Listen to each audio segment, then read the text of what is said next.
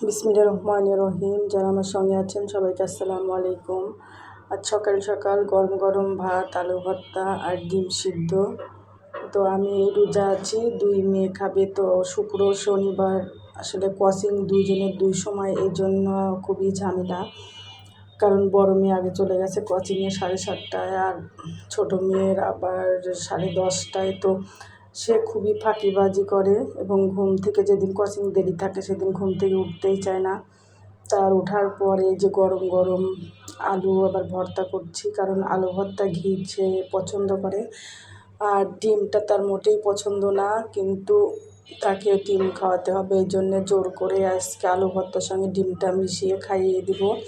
খাওয়া নিয়ে সে খুবই ঝামেলা করে। স্কুলে যে টিফিন নিয়ে যাই, তো সবাই দেখে যে ভাত নিয়ে যাই, ও একবার কি 2বার মুখে দেবে, আর পারলে আসবেই না খেতে ওই টিফিন রুমে। তো সব সময় খাওয়া নিয়ে ঝামেলা করে। আগেও আমি বলেছি যে ওর ভাব একটু জমিদারি, একটু ভালো ভালো খাবার খাবো এরকম।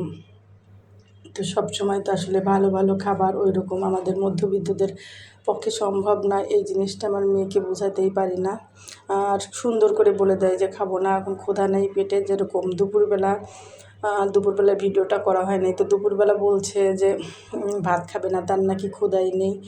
তো হঠাৎ করে আমার মনে হলো যে ফ্রিজে একটু রোস্ট আছে, কারণ আপা রোস্ট করে দিয়েছিল, সেটা আমি ভুলেই গেছি, ওটা ডিপ ফ্রিজে ছিল।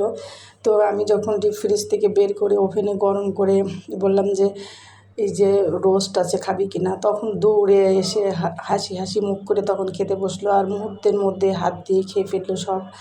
তো ওর অবস্থা এরকম, যখন তার পছন্দ হয় না তখন বলে যে সুন্দর করে বলে দেয় যে আমার ক্ষুধা নেই, এখন খাবো না, পেট ভরা, বিভিন্ন রকম কথাবার্তা।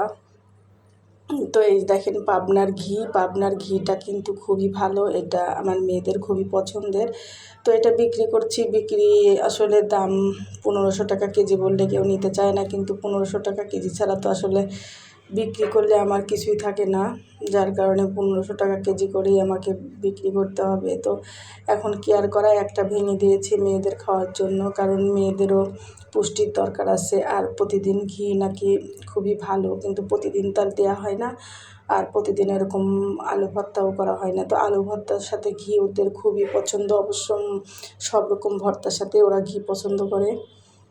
যা হোক, এখন এই যে আমি খাইয়ে দিচ্ছি তাড়াতাড়ি করে, কারণ তার কোচিংয়ের টাইম হয়ে গেছে। অন্য দিন কিন্তু 7:30টায় সে কোচিংয়ে যায়, আর আজকে 10:30, সে কারণে সে ঘুম থেকে উঠতেই দেরি করে ফেলেছে।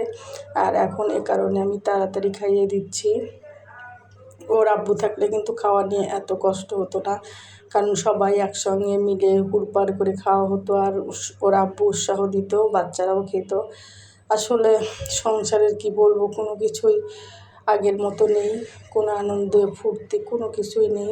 তো বেসাদ জীবন, এই বেসাদের জীবন এইরকম করেই চালাতে হয়।